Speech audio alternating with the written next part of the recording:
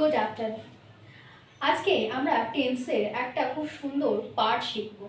আগের দিন আমরা শিখেছিলাম প্রেজেন্ট টেন্স মানে বর্তমান কালটা কত প্রকারের হয়।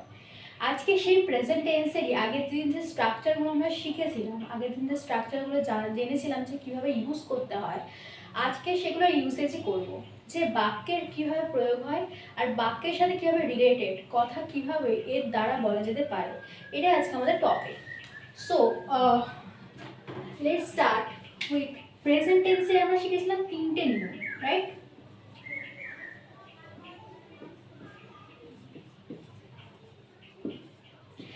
এই প্রেজেন্ট টেন্সের আমরা তিনটে স্ট্রাকচার দেখেছিলাম। ফার্স্টে কি স্ট্রাকচার ছিল না, ফার্স্টের স্ট্রাকচার ছিল যে কোনো কাজটা হয়, স্বভাবতই হয়, সেটা শিখেছিলাম আমরা ফার্স্ট স্ট্রাকচার। সেকেন্ড স্ট্রাকচার যে কাজটা বর্তমানে চলছে, নাও, গোয়িং, সেইটা হচ্ছে আমাদের সেকেন্ড স্ট্রাকচার। আর থার্ড স্ট্রাকচারটা শিখেছিলাম যে কাজটা হয়েছে, এই মাত্র হয়েছে, সেই কাজটা সবেমাত্র তার রিয়াকশনটা এখন রয়ে গেছে, সেটাই হচ্ছে third structure. So let's find out first স্ট্রাকচারে আমাদের কি কি ছিল না, ফার্স্ট স্ট্রাকচারে আমাদের ছিল subject plus verb plus object, এটা ছিল আমার ফার্স্ট স্ট্রাকচার, রাইট? সেকেন্ড স্ট্রাকচারে আমার ছিল subject plus am, is or are plus ভার্বের সাথে ing প্লাস অবজেক্ট। আর থার্ডে আমার কি ছিল না, থার্ডে আমার ছিল subject plus have or has plus been, না, প্লাস ভার্বের থার্ড ফর্ম প্লাস ওকে। এটা ছিল আমার তিনটে স্ট্রাকচার। আচ্ছা, এবারে তিনটে স্ট্রাকচারে আমরা একটা দুটো করে সেন্টেন্স নিই। হ্যাঁ, সেই সেন্টেন্সটা নিয়ে আমরা দেখি যে আমরা এটা কতটা বুঝতে পারছি। ধরো ফার্স্ট স্ট্রাকচারে আমি এরকম একটা নিলাম, আমি একটা ফার্স্টে নিয়ে নিই, একটা সিম্পল সেন্টেন্স নিয়ে নিই। হ্যাঁ, একটা সেন্টেন্সকে আমরা তিন রকমভাবে করবো, তাহলে সুতরাং তোমাদের বুঝতে সুবিধা হবে। ধরো সে বই পড়ে, সে বই পড়ে। এখানে আমরা এই বাক্যটা কিরকম ভাবে লিখতে পারি, যে কাজটা এখন আমার চলছে, মানে কি করছে, সে বই পড়ছে, দু নম্বর বাক্য। আর তিন নম্বর আমি কি লিখতে পারি, তিন নম্বরে আমি লিখতে পারি না, সে বই পড়েছে, রাইট? সে বই পড়েছে। আচ্ছা, তাহলে বোঝা গেল যে ফার্স্ট এটা হচ্ছে সে বই পড়ে, স্বভাবতিক পড়ে, কখন পড়ে আমরা জানি না। সে বই পড়ছে মানে কি, এখন বইটা পড়ছে, তার এখন বইটা পড়া চলছে নাও। আর থার্ডে কি বলছে, সে বইটি পড়েছে, সবেমাত্র বইটি পড়ে শেষ করেছে, তার মাথায় কিন্তু বই সেই পড়ার রিয়াকশনটা এখন রয়ে গেছে। সুতরাং এটা হচ্ছে তিনটেই আমাদের প্রেজেন্ট টেন্সে আসছে। বর্তমানকাল, বর্তমানকাল মিন্স নাও, যেটা এখন ঘটে। নাওটাকে একটা, দুটো, তিনটে ভাগে আমরা ভাগ করতে পারি। এবার দেখা যায় যে আমরা স্ট্রাকচারে ফেলে এইগুলোকে আমরা কিভাবে লিখতে পারি। ধরো ফার্স্টে এটা লিখি, সে বই পড়।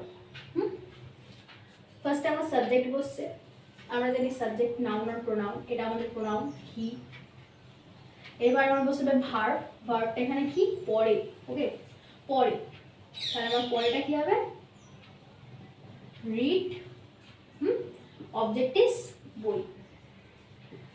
এবার আগের দিন আমি একটা কথা বলেছিলাম এখানটায়, যে যখন মাত্র এটা শুধু এইটার ক্ষেত্রে প্রযোজ্য, আর কোনো স্ট্রাকচারের ক্ষেত্রে কিন্তু এই নিয়মটা আসবে না, শুধুমাত্র ফার্স্ট নিয়মটার জন্য আমরা এগুলোকে না 1 2 3 4 করে মনে রাখবো, যে আমাদের প্রথম নিয়ম, দ্বিতীয় স্ট্রাকচার, তৃতীয় নিয়ম, এরকম আমরা মনে রাখতে পারি। সো ফার্স্টে আমি কি বলেছিলাম, যে ফার্স্টের নিয়মটাতে একমাত্র যদি আমার এই সাবজেক্টটা থার্ড পারসন হয়, মানে কি আমি তুমি ছাড়া যদি অন্য কেউ, আমি তুমি ছাড়া যদি অন্য কেউ একজন ব্যক্তি হয়, তাহলে আমার সেখানে কি হবে, এইটা যে আসবে এটার ক্ষেত্রে এস বসে যাবে। ক্লিয়ার?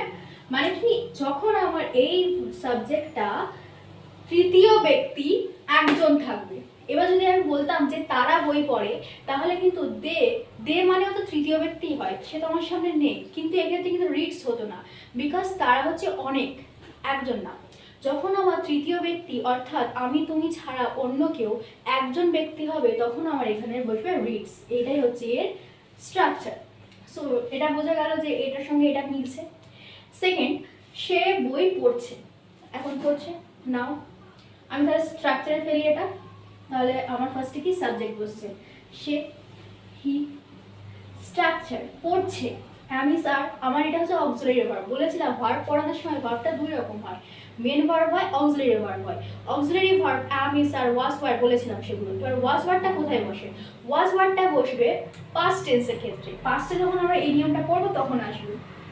ক্লিয়ার করে জিনিসটা? হি ইজ, ওকে, হি এর পরে ইজ বসবে। হি ইজ ভার্বের গায়ে আইএনজি, ওকে। ভার্ব আমার কোনটা? পড়া। পড়া আমি বসিয়ে দিই রিড, রিড, রিড বসিয়ে দিয়েছি, রিডের গায়ে আইএনজি, রিডিং সোজা। শুধু আমাকে একটু করে বুঝতে হবে যে ফার্স্টে আমার সাবজেক্ট, মাঝখানে আমার এইটা, যে জিনিসটা এখন হচ্ছে বোঝাচ্ছে আমি স্যার, ভার্বের গায়ে আইএনজি। গ্রেট।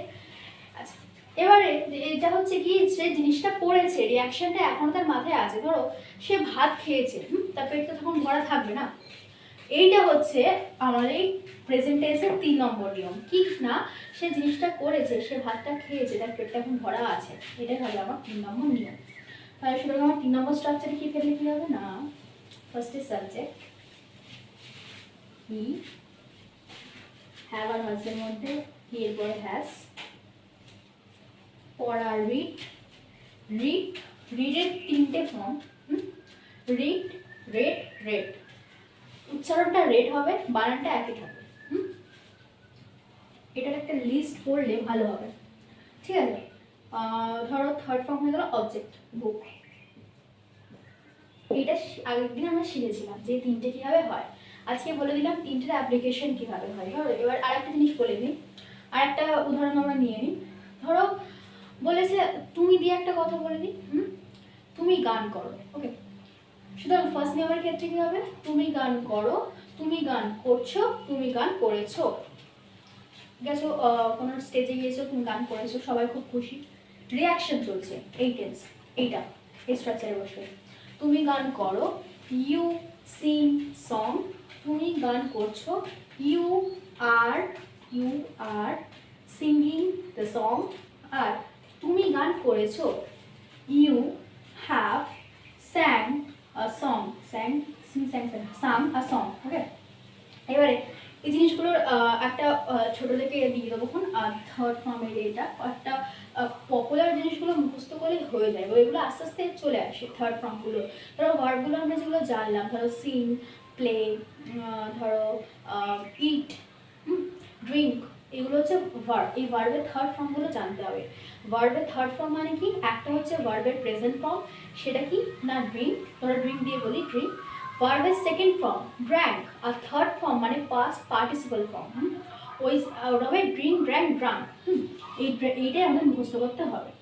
সুতরাং ধরো এবার 3টে হয়ে গেল। এবার ধরো আরেকটা যদি এরকম বলে প্রেজেন্টের ক্ষেত্রে, এখানে ধরো বলেছে সে বই পড়ছে, সে এবার যদি এরকম বলে যে সে সকাল থেকে বই পড়ছে, তাহলে আমরা কি লিখবো?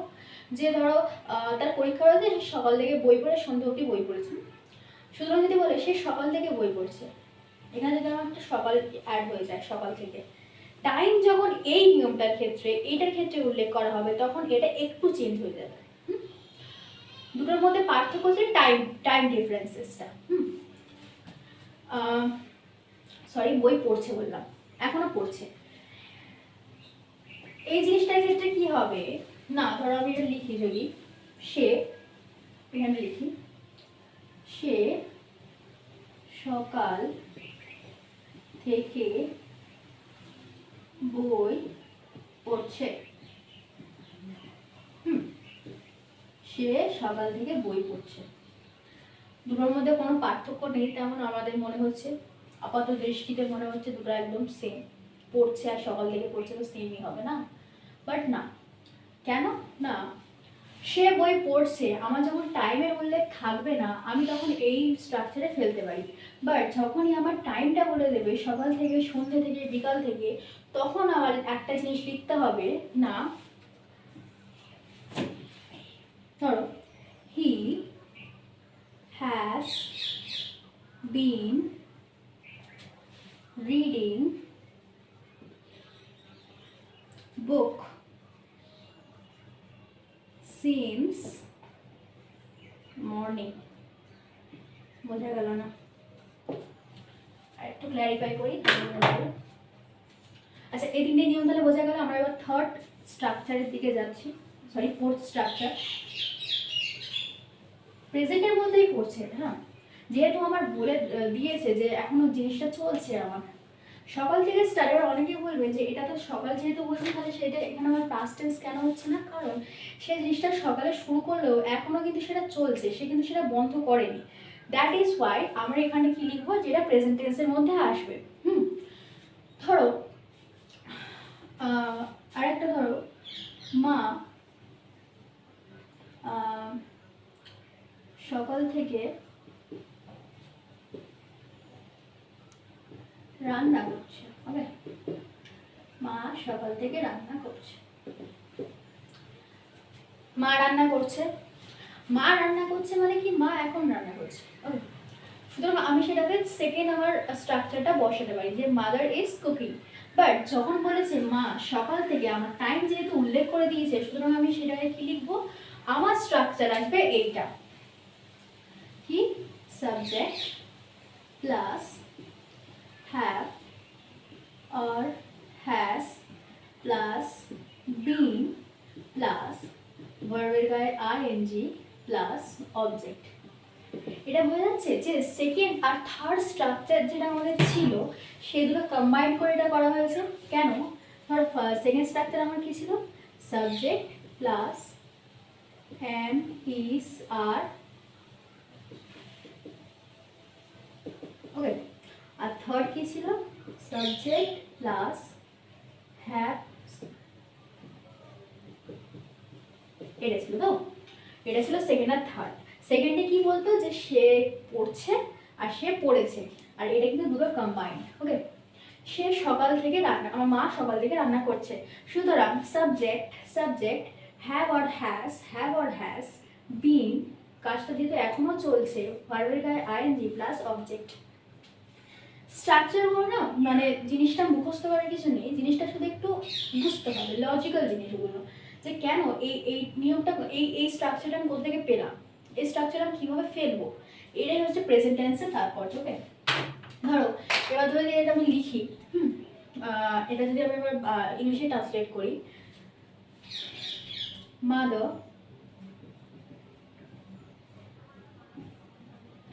হ্যাজ been cooking সকাল থেকে। ওকে, এবার আমি সকাল থেকে এটা লিখবো, আমার সকাল থেকে হচ্ছে অবজেক্ট। ওকে, সিন্স, কেন সিন্স এলো, সিন্স মর্নিং।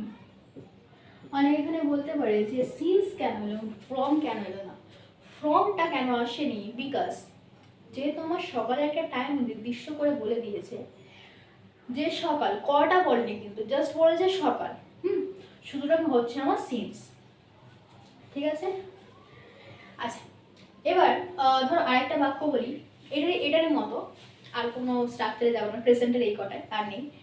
ধরো এরকম অবজেক্ট একটু চেঞ্জ করে দিল। ধরো সে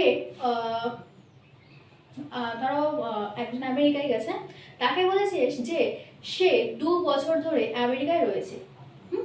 সে 2 বছর ধরে আমেরিকায় রয়েছে, তাহলে আমার এটা কি টেন্সে আসবে, সে 2 বছর ধরে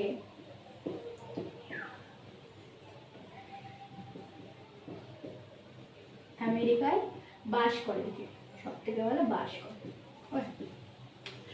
সে 2 বছর ধরে আমেরিকায় বাস করে বা থাকে।